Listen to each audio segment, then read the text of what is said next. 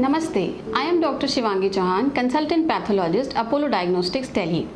Today we shall be discussing about thyroid and the role of thyroid function test in various thyroid disorders. So what is thyroid?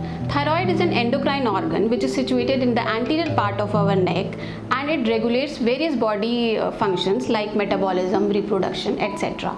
And in turn, thyroid activity is controlled by pituitary, which is situated in the lower part of brain.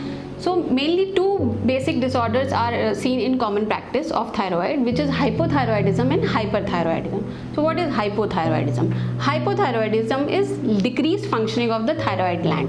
So this is easily tested by means of a simple test, which is thyroid function test. Thyroid function comprises of three tests: T3, T4 and TSH.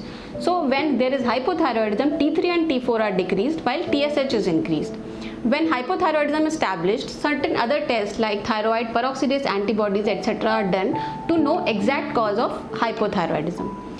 Along with that, when patient has hyperthyroidism, the T3 and T4 are raised and TSH is decreased, or it is present in a very negligible amount.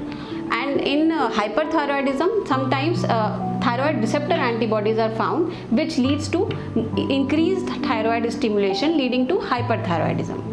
So this was about hyper and hypothyroidism. There is one more disease which commonly affects thyroid, that is thyroid nodule. So what is thyroid nodule? Thyroid nodule is an abnormal growth in the inside thyroid, which may be benign or malignant, and a test like FNAC is usually done to know the exact nature of this thyroid nodule, which is most commonly benign, but if malignant, certain other genetic tests may be required to know about the exact role of malignancy in these.